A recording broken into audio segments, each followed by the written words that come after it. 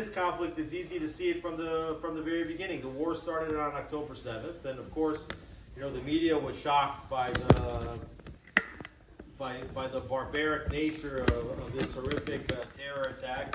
But it only took a few days for the narrative to shift from Israel being the victim of a horrific terror attack to being the aggressor inside the Gaza Strip. And it was only 10 days after the war started on October 17th when Hamas claimed, after an explosion in a hospital compound, that the IDF had struck a hospital, a Baptist hospital in the Gaza Strip, and killed 500 people, right?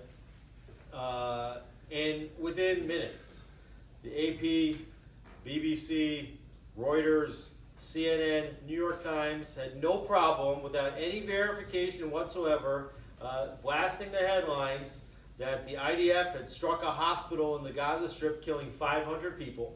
And within hours, we started to see rallies and even riots against Israel all over the world on the basis of this narrative. This happened after midnight in Israel.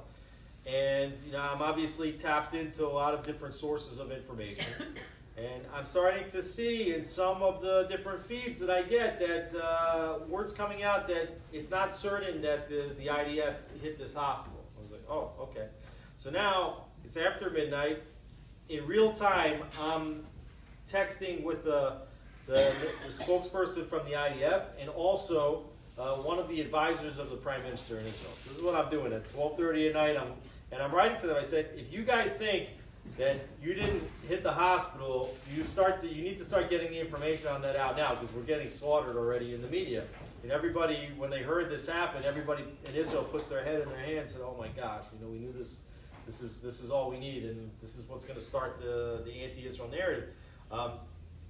And the response that I got from both sides was, we can't just come out and say that we didn't strike the hospital until we have proof that we didn't strike the hospital. We don't think we did it, but now you can imagine you're 10 days into a war. There's airstrikes, intensive airstrikes going on inside the Gaza Strip. The IDF is one of the most sophisticated air forces and militaries in the world. You can only imagine how many different points had fired at various targets inside Gaza that day, or firing at that time, and they had to check each point, you know, checking one by one to make sure that there wasn't some kind of mistake and that it wasn't one of theirs that hit the hospital. And then they also went to the video surveillance evidence. They had to go through however many cameras in order to find out, to see that there was a video actually of an errant Palestinian Islamic Jihad rocket that was a long-range rocket that was targeted towards Haifa. It was set off in a salvo of weapons that were supposed to go all the way across the north of the country. And one of them took a left turn and went like that and caused this big explosion in the complex of the hospital. And JNS, our news agency, Jewish News Syndicate, JNS.org, was the first news agency to report that it was not an IDF strike, because I knew that they were working on the proof. I knew that we were going to get statements soon, and I already had my news editor writing the article saying that the IDF didn't strike the hospital and waiting for the official announcements. And I actually had the announcements from the IDF and from the Prime Minister's office before they even tweeted them out. And so we hit publish on that article. We were the first news agency to report the truth of what happened that night. Now, it turns out that not only wasn't the IDF that hit the hospital, but even this errant rocket didn't hit the hospital. The rocket hit in the parking lot of the hospital complex. The hospital building standing to this day. You could see some shrapnel marks on the side of the hospital. But the hospital was never hit. And if the parking lot of the hospital was hit after midnight, how is it possible that 500 people were killed in the blast? It's likely that less than 20 people were killed in the blast, if that many. But it didn't matter to the international media. They have a narrative. They were waiting for an incident that they could report to spread their narrative, and they did that. And if you type in today, if you type into Google and you write Reuters, October 17th, IDF hits hospital, okay, you'll see right now 6 articles from Reuters saying that the IDF hit the hospital, according to Hamas. But the IDF denies that they hit the hospital. Okay, but the headline still says that the IDF hit the hospital. This is today. Okay, it's not on October 18th, one day after. This is what's going on right now. So, this is part of the war that we're fighting. Is the war of information, the war of public opinion, and it's you cannot trust the numbers that are coming out of the Gazan Health Ministry of the number of people that are killed. The Gazan Health Ministry, what is that? That's an organ of Hamas. Okay, Hamas governs the Gaza Strip, so that means that the health ministry is run by Hamas. Okay, so when they're telling you that over 10,000, I don't know what the number is that they're saying right now, but over 10,000 people killed, maybe 14,000 if I remember correctly. They're not distinguishing. First of all, there's no way to verify those numbers. No way at all. And they have every incentive to increase the numbers. Yet there's no differentiation in those numbers, even if they are accurate, which they're likely not. There's no differentiation between a civilian and a Hamas terrorist or militant that was shooting against an Israeli that Israel was specifically targeting. Right? You don't know how many Hamas fighters are included in that number in a war. Right? What's not included is how many of those were killed by errant Hamas rockets. Okay, over 500 rockets that were fired from the Gaza Strip didn't make it out of the Gaza Strip. They landed in the Gaza Strip. Each one of the rockets that Hamas fires at Israel could kill dozens of people. The fact that Israel shoots them out of the sky with over 90% accuracy is a technological miracle. And even with the 90% that get shot out of the sky, several hundred have hit the ground in Israel. The fact that they've only had direct strikes on a handful of buildings and that less than 5 people were killed from these 10,000 plus rockets that were fired is a miracle. But inside Gaza, they weren't as lucky because they don't have Iron Dome inside Gaza. And 500 of those rockets landed inside Gaza, and you don't know how many of those were killed. But the Gazan Health Ministry says that the IDF killed them, right? So you can't trust most of the information that's coming out, and it's very important to have good sources of information. I was just on the phone yesterday with somebody working at the Ministry of Diaspora Affairs, and they're looking for ways to fund different organizations that could potentially help get the word out. But I do think that Israel is doing probably much better in this conflict than ever before in making their case. They have incredible spokespersons now, like Eilon Levy, who's been going out to BBC and Sky News, and he gets asked the most absurd, biased questions, that are not questions, they're accusations, right? They just throw accusations, and he's very well trained, and he just fires back, and he just shoots them down, and people are seeing it, and so I think we're in a conflict where people that want to learn the truth are able to find sources of truth, and those that don't confuse me with your facts, right? They have their opinion already, and anything that Israel does is wrong. I was talking last night, the Chaffetzes had me in Sarasota, and I was giving the example because somebody brought up the idea that Israel had left the Gaza Strip in 2005, right? They took out 8,500 civilians from 21 thriving Jewish communities in the Gaza Strip. It was called Gush Katif, and they removed their entire military apparatus from the Strip. And so people say, well, Israel's occupying Gaza. Well, no, Israel for the last 18 years hasn't been inside Gaza at all. But that doesn't stop the accusations of occupation, right? And even those that acknowledge that Israel pulled out, well, they say that okay, Israel's not occupying Gaza, but Israel's created an open-air prison inside the Gaza Strip because they've completely sealed off the Gaza Strip because we have a border, right? And we saw what happens when Gazans cross the border. That's what happened on October 7th. So there's a reason why Israel doesn't let Gazans walk freely into Israel. But they don't acknowledge, of course, that Gaza has a 7-mile border with Egypt, right? It's not completely landlocked inside of Israel. There's another border with an Arab country, and Egypt could allow people to flow in and out. They could allow goods to flow if they want, but sure, Israel's created an open-air prison. And it's not that, and Hamas, who's running the Gaza Strip for the last 18 years, they're not responsible for turning Gaza into an open-air prison, despite the fact that more international aid has gone into Gaza than any other parcel of land in the last 18 years. And all those billions of dollars have gone to build a very intricate underground tunnel network. Something like 500 miles of underground tunnels under the Gaza Strip, as deep as 70 yards underground, with like major complexes inside, plumbing, ventilation, right? Billions of dollars have gone into that. Money has gone into rockets. You know, all the cement that came in went to the tunnels. Not only that, but the leaders of the Gaza Strip who are sitting in Qatar right now, like Ismail Haniyeh and Khaled Mashal, that are worth billions of dollars. Okay? How are the heads of Hamas worth billions of dollars if the Gazans are living in this open-air prison, because all the money that goes in gets funneled to the leaders, and they're the ones that are responsible for the fate of the Gazans in the Strip, and they're the ones that have been inciting the people of Gaza. Hamas is an outgrowth of this society. The militant terrorist is an outgrowth of the training that the society's received. So that's some background. Where are we in the war? Everybody knows that on October 7th, you had this horrific massacre took place. 1,200 people killed, including 250 or so at this music festival. You had thousands of people injured. Nobody's talking about the thousands of people that were injured but not killed. You had over approximately 240 people taken hostage. More were taken, but many have been identified as killed since that time. But believed to be over 200 hostages.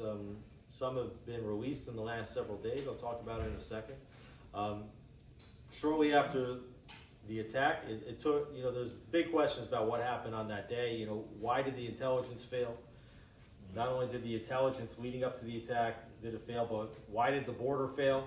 It's supposed to be billions of dollars spent on this border. The border was penetrated in 30 different locations.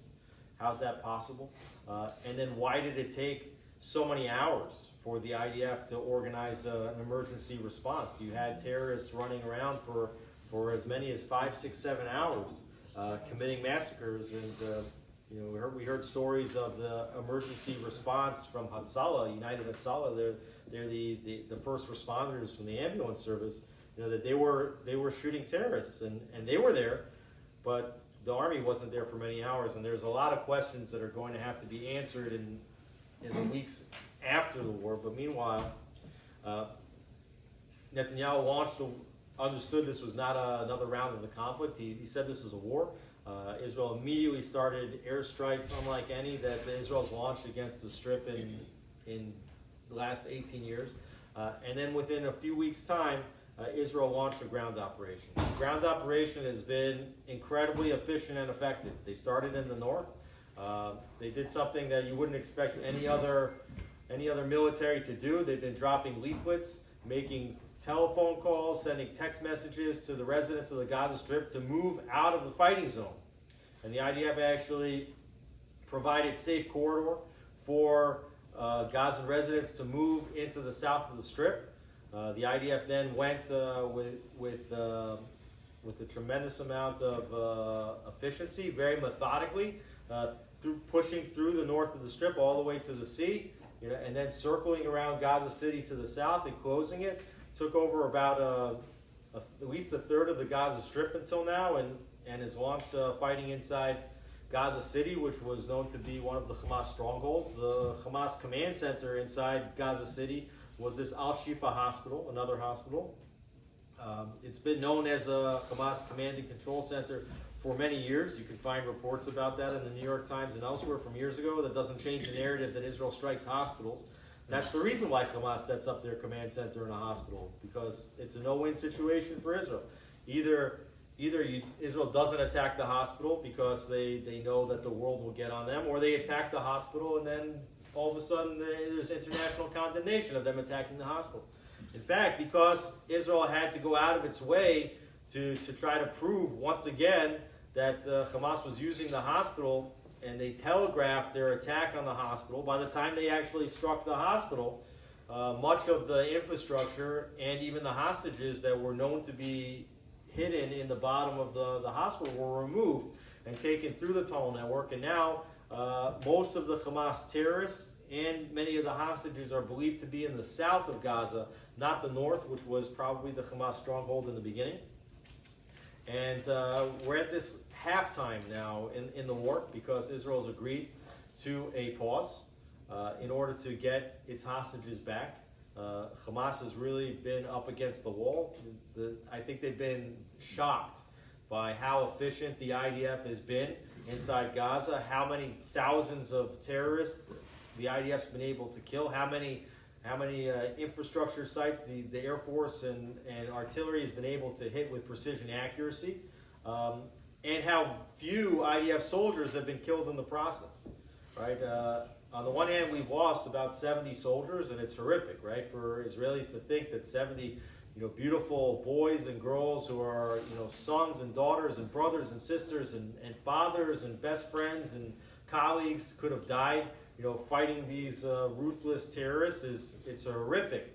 But when you think about it from military terms, the fact that they've gone into this terror hellhole, this highly booby-trapped urban fighting environment, and only lost 70 troops while taking over already more than a third of the Gaza Strip, it's a very large military accomplishment. And it's this pressure that has forced Hamas to demand a pause, and they could use the only collateral that they have, which are the 240 hostages that they took in the beginning. And that this is exactly the reason why Hamas took the hostages, because if they just would have killed everybody and they didn't hold any collateral, there'd be no stopping the IDF. They understood this, so they're playing psychological war against Israel. And I think that a lot of people, they don't understand it. They think that Hamas attacked Israel, and now Israel is going with a disproportionate response, and it's not a fair fight. They don't understand what Hamas' strategy was. Hamas committed an atrocity so large on October 7th that they were inviting an Israeli military response. They knew that the IDF was going to launch an attack inside Gaza. Could they not have known that? Maybe they're not as smart as the Israelis, but they're not totally stupid. They're not as smart as the Israelis. And they invited the IDF to come in. So why would they invite one of the world's strongest and battle-ready militaries to come fight against 30,000 or so armed militants that they have RPGs and some they have some IEDs, these improvised explosive devices, and assault rifles for sure. But they don't have the type of military hardware that the IDF has. They don't have the precision-guided tanks and missiles and the helicopters and the F-16s. They don't have that. So how do they expect to win a war against the IDF? When they invite Hamas inside Gaza Strip, they're hoping for a couple of things. Number one, that they can use the hostages as collateral to play psychological warfare games against Israel. Two, they thought that if they were able to murder hundreds of Israelis, especially in the opening days of the war, that this would attack the psyche of the Israeli public and get them to recoil and to retreat. And that would have been a major victory for Gaza. But in Gaza, they've been firing thousands and thousands and tens of thousands of rockets at Israel for years. And the rockets are a military disaster. I mean, in terms of what they've accomplished on the military level, as I said before, it's been very, very little response. But what happens? They fire the rockets, they kill and kidnap Israeli citizens, the IDF comes in, and then what happens? You see that the true army of Hamas, which are the protesters in London, in Paris, in New York, in Washington, D.C., in Los Angeles, they come out and they put pressure, public pressure against Israel, political pressure against Israel. This is a game to delegitimize the state of Israel, and this is why they're inflating the number of civilian casualties. They want civilian casualties. This is the reason why Hamas was firing at Gazans that were moving from the north to the south, because they want as many people dead as possible. They target civilians, and then they hide behind civilians, and they hope that Israel kills as many civilians as possible. So Israel's in a tough spot, right? On the one hand, Israel's doing more than any other military in the history of warfare to protect, to reduce the number of civilian casualties in Gaza. I think that after this war, you're going to see other militaries studying the techniques of the IDF, and this will be the new gold standard in how you conduct a war in an enemy environment. But meanwhile, they're getting accused of humanitarian disaster. And we're at this halftime pause in the war right now. Israelis are very, very happy. I'll tell you, very happy to see the women and children returned over the last several days. We've had over 70 Israelis that were kidnapped, brought back. In addition, another 20 or so foreign nationals that Hamas released in addition to the Israelis. But it's been a steep price that Israel's had to pay in order to get the hostages back. First, they paused the fighting. It's now been 6 days in which Hamas has had the opportunity to regroup, to rearm. And this potentially makes the situation much more dangerous for Israelis, the Israeli soldiers, if and when the fighting resumes, right? So then you have a question, can you trade a life for a life? If more IDF soldiers are going to die as a result of this pause to get the hostages back, so you have a moral dilemma. Now, in addition to the pause, Israel released prisoners that were arrested, many of them convicted of attempted murder. We have people that stabbed IDF officers, one that stabbed their neighbor in Jerusalem, one that tried to commit a major explosion with a gas canister in a car, that are now released back into Israeli society on a ratio of 3 to 1. 3 prisoners arrested of attempted murder and other terror-related offenses for each one hostage that gets returned. So Israel has now already released 210 prisoners back not to Gaza. They didn't send them to Gaza. They released them back to where they came from. So many of them living in Judea and Samaria, known as the West Bank. Some of them released back to where they came from in Jerusalem. So now you have a second moral dilemma, right? If you release these prisoners who are radicalized to begin with, if it's like an ox that gores in the Gemara, right? If you know that the ox already gores, then the chances are that the ox will gore again. And so you have this secondary dilemma. If lives are going to be lost because these prisoners are going to commit future acts of terror, can you release the prisoners in return for getting back the lives of the hostages? Also, another risk is, what happens to the hostages that were not released as part of the deal? What's the price going to be for them in the future, and will Israel be able to pay that price? Are the hostages that weren't released in this round more likely to live or more likely to die as a result of this deal? So these are all considerations that the Israeli government had to consider. And then the fourth and other important consideration is the entire world is pushing Israel to stop the fighting. And now you've had a ceasefire for 6 days. Hamas has more hostages that it can waive. There's intensive negotiations going on as we speak with Qatar, who's a terror financer, housing the leadership of Hamas in its borders, funding the Gaza Strip, yet somehow the United States and others think that they are a responsible party that can conduct negotiations. And the IDF head of the Mossad, David Barnea, currently together with the head of the CIA, William Burns, inside Qatar now trying to negotiate additional releases and what the terms of those releases might be. And there's going to be a lot of pressure on Israel not to resume the fighting. So the question is, what is the primary priority of the military operation to begin with? Was it just to get back the hostages? Or is it to make sure that Hamas can never take hostages ever again by dismantling and destroying Hamas, making sure that they're no longer the political entity in charge of Gaza Strip and that some other entity can take control of the Strip and try to not only disarm and demilitarize it, but also de-radicalize it. And so Netanyahu and the Israeli War Cabinet, they have to gauge these different considerations. On the military level, you would say, we have to assume that the hostages are dead, and we just have to move forward and to do what we need to do in the Gaza Strip. But that's not how the Israeli society is, and so the Israeli society values the life of these hostages so much.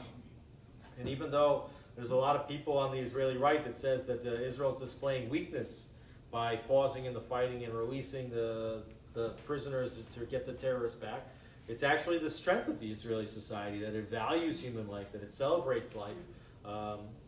And I think that even inside the Gaza Strip, the Gazan residents, they see how much Israel values the lives of their citizens, that they're willing to go against their own interests to get it back. That they're going out of their way to reduce the number of civilians that get killed inside the Gaza Strip, while Hamas is doing everything in their power to get them killed.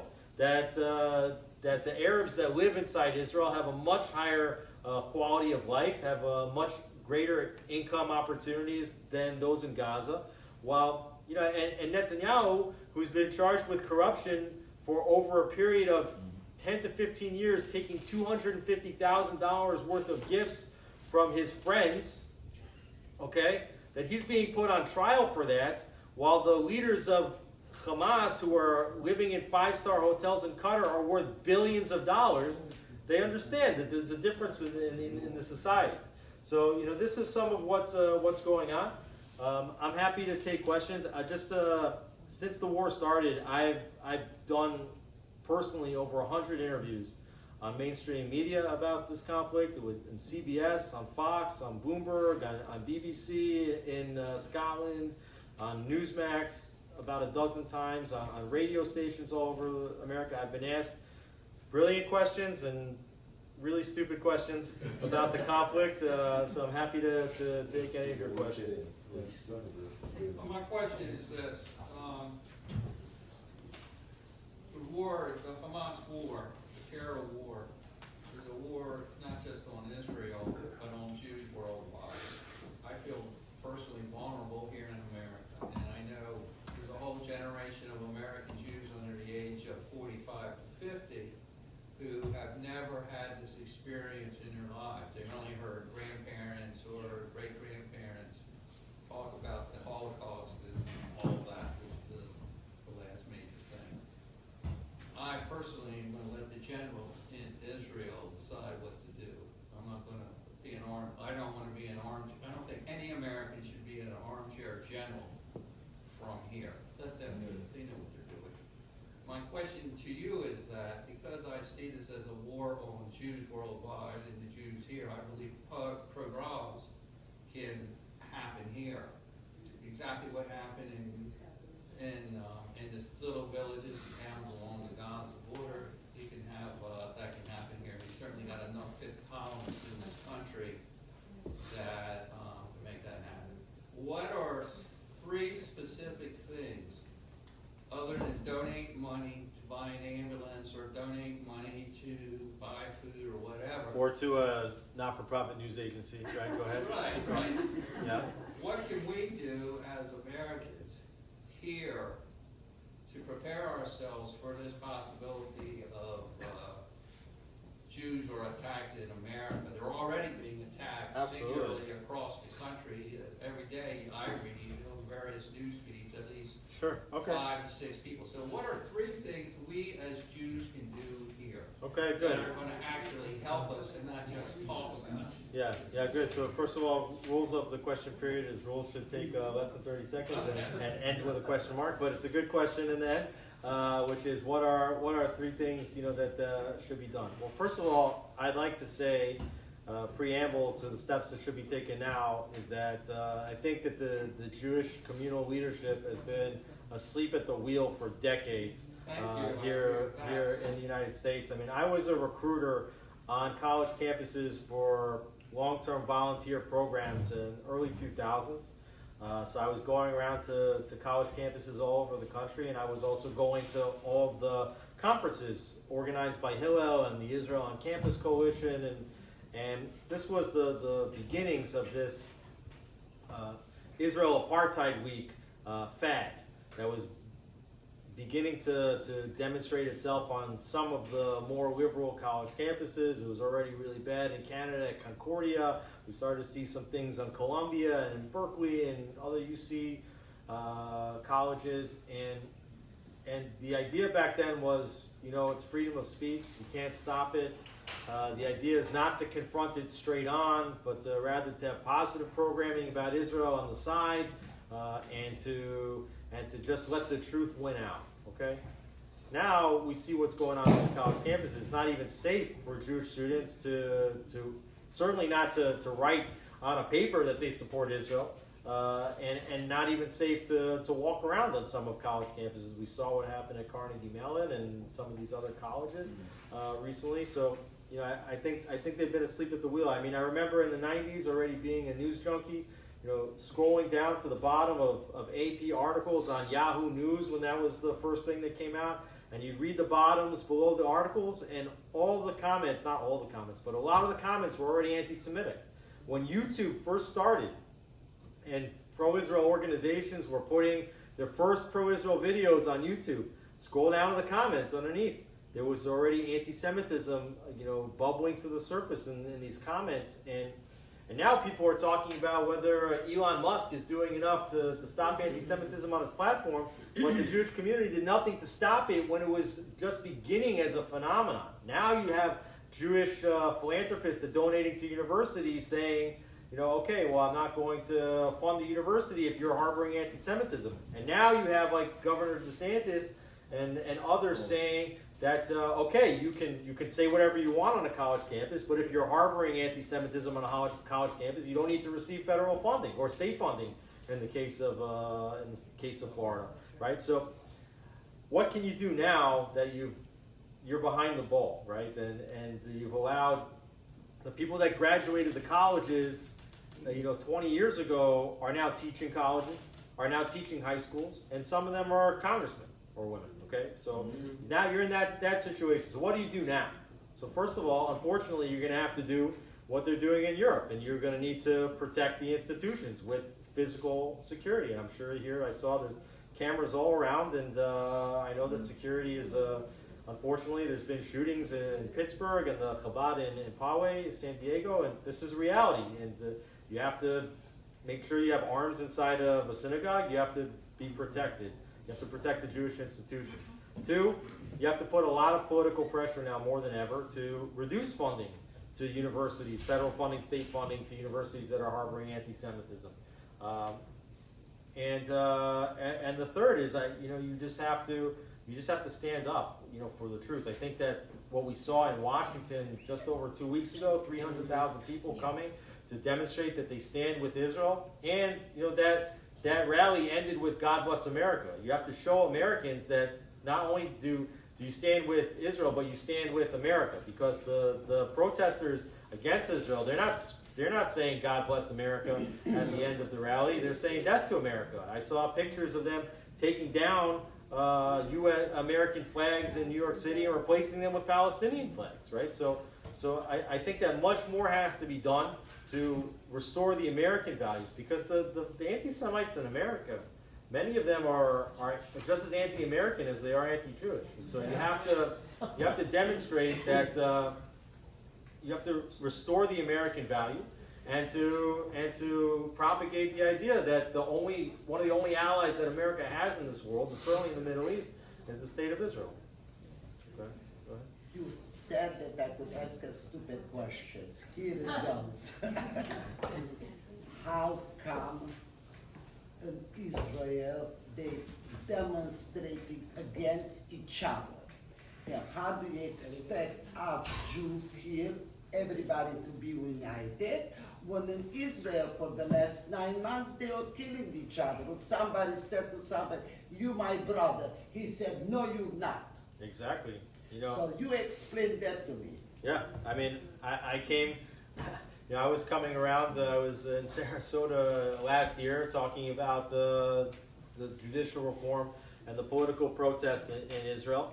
And I think that Israelis have behaved worse than they've ever behaved in the last several years. They've allowed themselves to get caught up in all kind of political and media, whatever I don't even know what you call it. I mean, it's like a war, but it's not a real war. But you had people saying that Israel is going to be in a civil war. Why? Because the elected government wanted to change the way the Supreme Court justices were picked, or because the government said that they didn't want the court to overrule laws on subjective principles, right?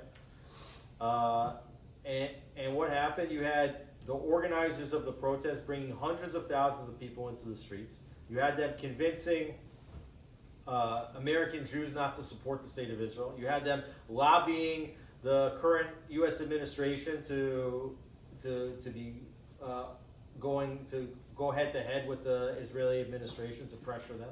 You had lobbying of credit agencies to downgrade Israel's credit rating if they're going to go ahead with judicial reform. You had them lobbying reserves and Air Force pilots not to show up for duty if the government passes judicial reform. And Israel was projecting such toxicity, was not just projecting, I mean, it was so toxic and projecting so much toxicity that they were demonstrating severe weakness. And you had left-wing generals that were opposing the judicial reform, saying that judicial reforms will weaken the military. And so what happens? All it takes is a few months for Hamas and its backers Iran to identify that Israel was weak and that this was a time to attack. Right now, I think that since October 7th, Israelis have realized the folly of the last period, and they've united quickly. Not only has there been tensions inside Israel, but there's been tremendous tensions between the Jewish communal leadership in the United States and Israel. And we've seen also that some of those bonds are being repaired in the conflict. And I think the big challenge is going to be what happens on the day after. Because there's going to be questions to be answered, political questions about what led to October 7th. And my fear is that the lessons might not be learned, and you might find yourself in the same toxic pattern you were before the war. And I think it's incumbent on Israeli leadership or new leaders to come up and to try to glue the society back together and repair some of the fractures. My question is in regard to the students in colleges in Israel. Here in America, you've seen what's happened with the students, basically Jewish students, who are on the side of the Palestinians. And you have separation within the family unit of children from their parents. I sent you to this school to get educated, and here you are hating me and blaming me. So my question is, now that Israel has been attacked, are the young people who felt a certain way before, are things evolving in a different pattern or a different way to maybe? The big problem right now is on social media. We've seen reports that TikTok algorithms are favoring pro-Palestinian messaging, like 4-to-1, 5-to-1, 10-to-1 over pro-Israel messaging. I think that this conflict, you see the younger people get, the less educated they are about what's actually taking place in Gaza. You see, sort of like intrepid journalists going into crowds and asking them questions about what's going on over there, and they don't know that Israel hasn't been inside the Gaza Strip for the last 18 years. They don't want to be confused by the facts. So, I haven't seen much of a shift in public opinion, specifically among younger people, and I think it's a big threat to the state of Israel, because right now you still have in the Congress and the Senate, you have this old guard of the Democratic Party that they've been with Israel through conflicts, through the 1973 Yom Kippur War, some of them 1967. They've been with Israel, they understand it, but the younger you get, they've been poisoned by an anti-Israel narrative, and I don't think that the conflict has changed too many minds from what I can see, but you guys are closer to the situation than I am.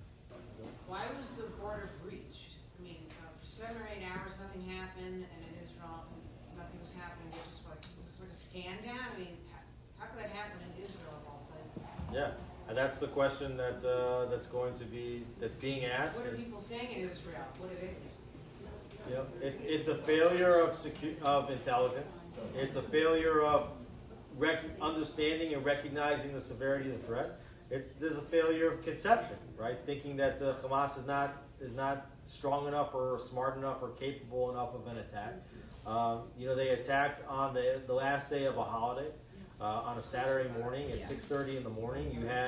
You had commanders on vacation. There was commanders that are usually there. They were in a lot, just vacationing. They just didn't think that something like that was going to happen. They weren't able to mobilize. There are unconfirmed reports that there could have been some kind of a cyber breach of the IDF communication systems on that morning. And just yesterday, or 2 days ago, there was reports that the 911 system in Israel was collapsed. So it's possible that there was some kind of a cyber attack. But these are the questions that the Israeli public is going to be asking the moment after the war. And to be honest, I'm not sure that we're going to necessarily get all the answers that we deserve. I have a personal question to you. The question is, you shared amazing information with us as a Jewish community. How successful are you in speaking to American community? Because they have been killed by the propaganda of mass media. And from my opinion, Israel is losing media war, information war. Even it's a very intelligent community, like I said, we are very smart. Yes, we are smart. But look at the president of Ukraine. He's just jumping around the world and talking. And Jewish community or Jewish intelligent people sitting in a corner, they're too intelligent or too nice talking much. So that's my question to you. Sure. I mean, in terms of JNS, I mean, we have all-time record numbers of people coming to the site. People realize that they need good sources of information. We had over 1 million unique users on the site this month and last month. Our videos since the war started have been seen by over 3 million people. We're also a syndication service, so we feed our articles to over 90 publications, and we're reaching hundreds of millions of people with the articles. And in addition, as I said, me and my colleagues have done over 200 interviews on mainstream media in the U.S. and in Europe, and we're influencing millions of people. I think Israel is doing better in this conflict than they've ever done before, but the problem is that they're only starting now, right? For so many years, they've been losing the media battle, so even if you're doing better now than you've ever done in the past, you're at a big disadvantage. But, at this point, all we can do is, like Chabad says, when the Lubavitcher Rebbe gave a blessing to Benjamin Netanyahu when he was the Israeli ambassador to the United Nations, he said, "You're going into a sea of lies and darkness, and your job is just to be a single candle of light." And so, all you can do is broadcast the truth and hope that it reaches the people that it's supposed to reach. Three questions, but I'll just start with one. Okay. Very to it. How complicit do you think, with all the arms that Hamas has been able to accumulate, was Egypt complicit in that? I mean, if they don't control the border there, were they letting that stuff through? And why is there not more pressure, publicity, to ask to compel Egypt to take some of the Palestinians that they're so solicitous about? Okay, yeah, good questions. So first of all, I mean, I'll answer the questions. You'll see. Asked about the weapons buildup in Gaza. What's Egypt's role in that, and he asked about whether Egypt would take some of the refugees from the Gaza Strip. So the first, with regard to the weapons, many of the weapons inside Gaza are homemade. Okay, the Qassam rockets are not that sophisticated. They're essentially pipes with explosives in it, and they have very rudimentary launch systems. It's not very sophisticated weapons, but there's a lot of them, and they're powerful projectiles, but they're not like that sophisticated. There has been some smuggling of weapons, but not as much as you see in southern Lebanon with Hezbollah.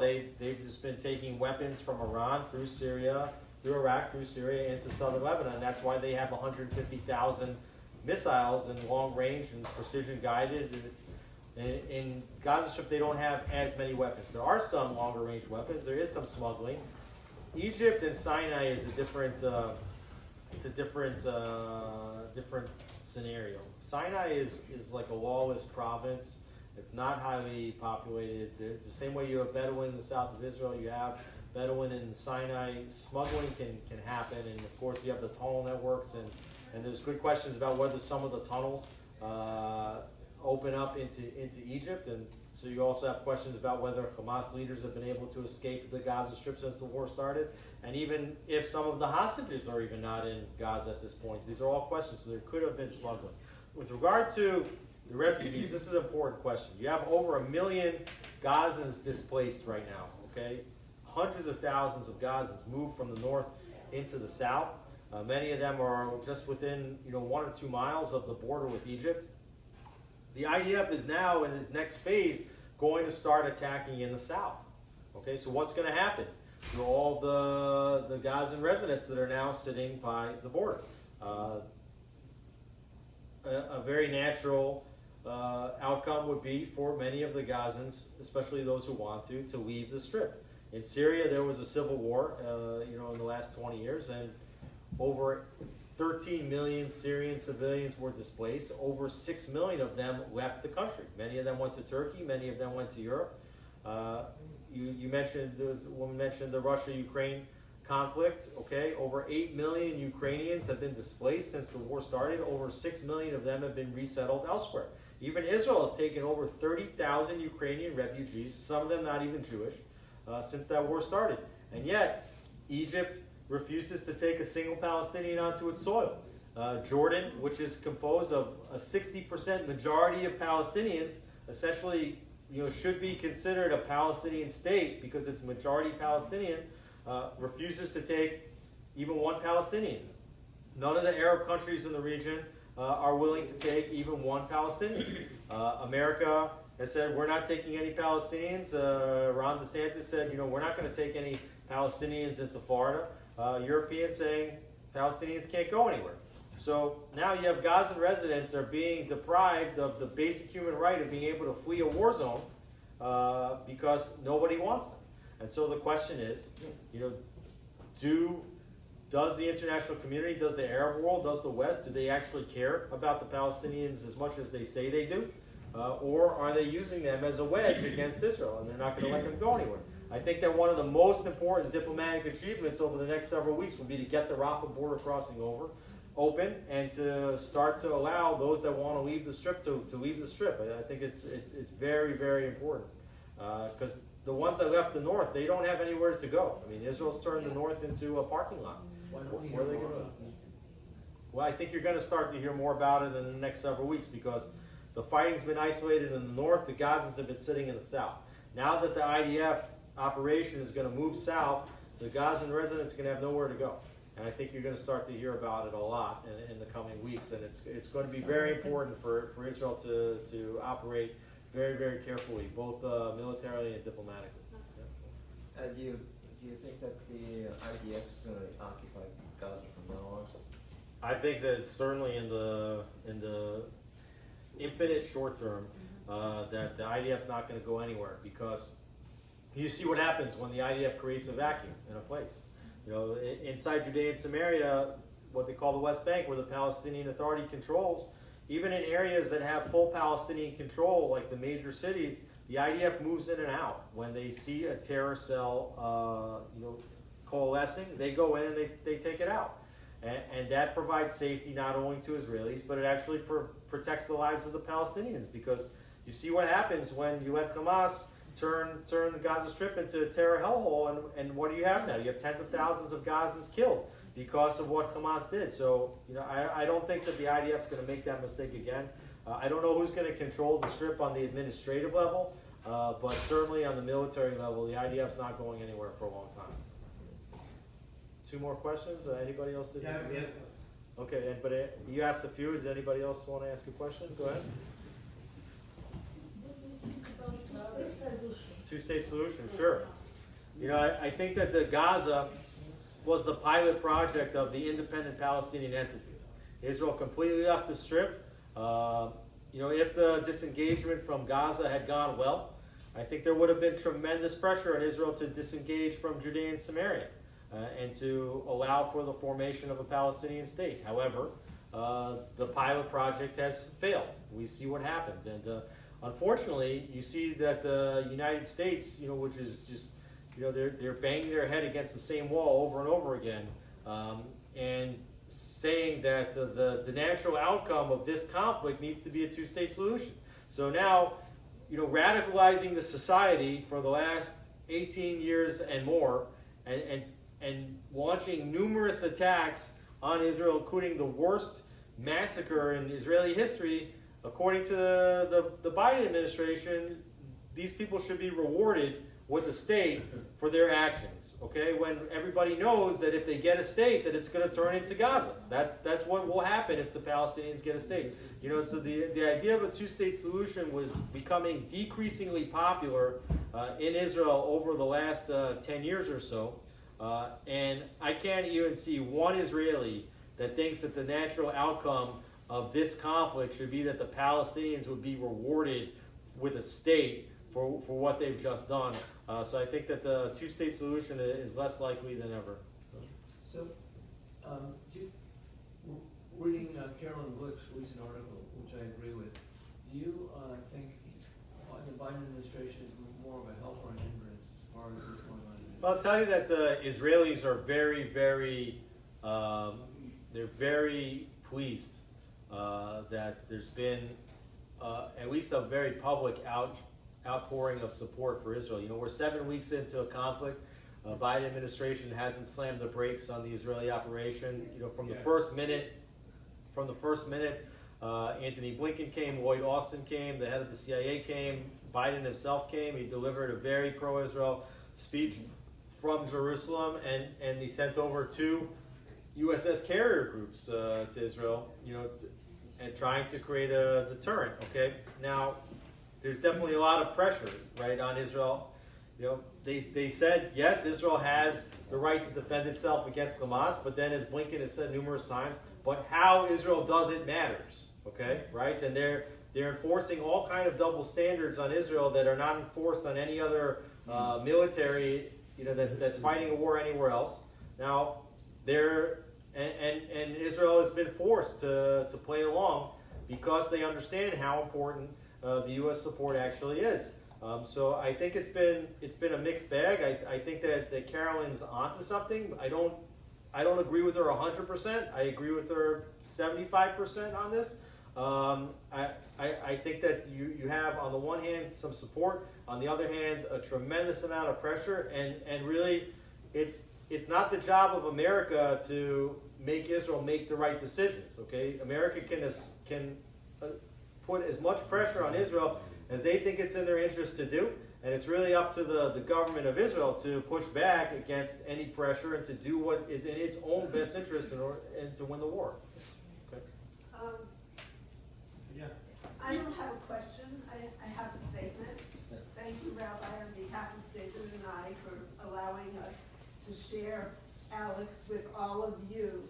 And you are blessed to have a rabbi and a leader that has your goodwill, our country's goodwill, Israel's goodwill.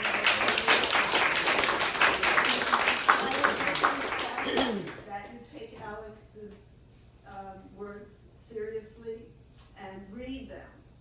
Join his syndicate and read them, and you will feel much better about yourself and about our country and Israel. Thank you. Alex and Edie, David again, thank you for being such special friends to all of us here. And the Globe Cars join us here. And if you want to support them, they definitely could use some shekels, right? Yeah, I would just say on that front, we've been working nonstop around the clock since this war started. I have my writers and news editors going 12 and 14 hours a day. There's more demand than ever for what we're doing, and we just need to add ranks, into our little special forces unit to keep the information battlefield strong. Awesome. Thank you. I want to conclude that Hanukkah begins in a week from tomorrow. Yeah. So make sure this Hanukkah special should all come out strongly at all our events to show our Jewish pride and our support for Israel. It's going to be on Thursday in Englewood. On Sunday, the 10th, we're going to have a big event in downtown. We've got confirmation the congressman will be coming, showing his support for the community let's get all our friends, Jewish friends and non-Jewish friends together. Let's show a big support. And on last Wednesday, Hanukkah in Northport. Also, don't forget, Israel needs our support, physical and spiritual. So please continue during your prayers and your mitzvot. My son Mordechai is here with his tefillin. Anyone who wants to arm for Israel, arm for arms, right? Any men, please do the mitzvah. Take you a few seconds and do the prayer before. If you need a menorah on the way out, please take a menorah. Also, take out the flyers, stack of flyers, and hang them up in your country clubs or wherever you go shop and give them out so we have a good force. Thank you so much again, Alex. Thank you. Go back.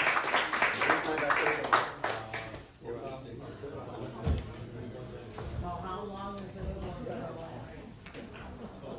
Could be months. Yeah, we didn't even talk about Hezbollah and Iran and all that. So, it's a part of it. Do you believe in peace one day? Do you believe in peace one day?